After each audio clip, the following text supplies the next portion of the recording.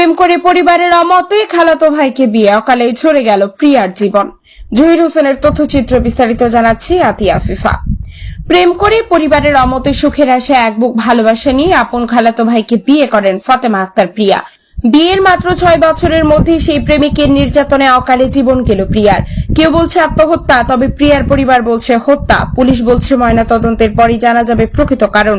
তবে প্রিয়ার শরীরের বিভিন্ন স্থানে আঘাতের চিহ্ন আছে।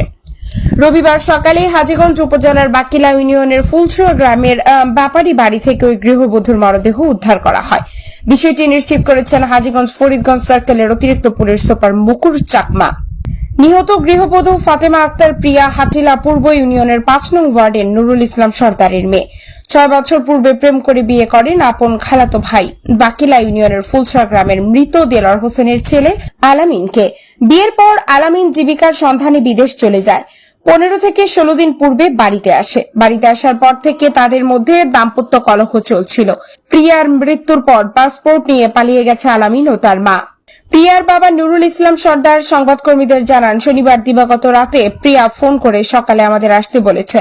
সকালে প্রিয়ার স্বামীর মোবাইল নম্বর বা জামাইয়ের নম্বরে ফোন করেও ফোন বন্ধ পাওয়া যায়। পরবর্তীতে সকাল 9টার দিকে ফোন করে জানানো হয় প্রিয়া স্ট্রোক করে মৃত্যুবরণ করেছে। আমরা এখানে এসে দেখি প্রিয়ার শরীরের বিভিন্ন স্থানে জখমের দাগ রয়েছে। ধারণা করছি প্রিয়াকে মারধর করে হত্যা করা হয়েছে। 7টার দিকে ফোন দিছে, একবার দিছে দিকে মার লগে অনেকক্ষণ কথা কইছে। কথা কোন হরে দি এরা আবার মনে করেন আর বড় উত্তর জির লগে ফোন দিয়ে কথা কইছে। কথা কই মনে করেন না চাকদার হেরা ঘুমাইছে, আমরাও ঘুমাইছি।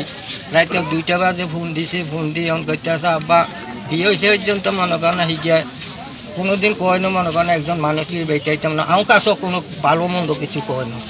আমি 7জন মানুষ লিয়ে গেলে 2টা বাজে ভ্যানে রাইট হইলে আর নাই।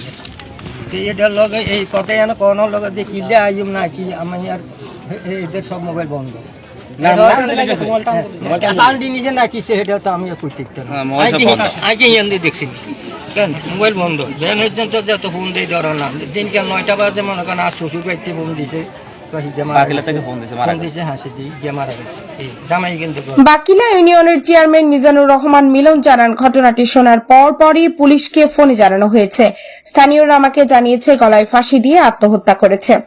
এদিকে ঘটনাস্থল পরিদর্শন করেছেন অতিরিক্ত police super Hajiganj Faridganj circle Mukur Chakma.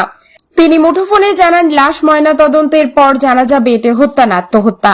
Hajiganj থানার অফিসার ইনচার্জ মোহাম্মদ মহিউদ্দিন ফারুক বলেন, মৃতদেহ থানায় আনা হয়েছে। ময়নাতদন্তের জন্য 250 শয্যা বিশিষ্ট হাসপাতালে প্রেরণ করার প্রস্তুতি চলছে। ময়নাতদন্তের রিপোর্ট আসলে পরবর্তী সিদ্ধান্ত নেওয়া হবে।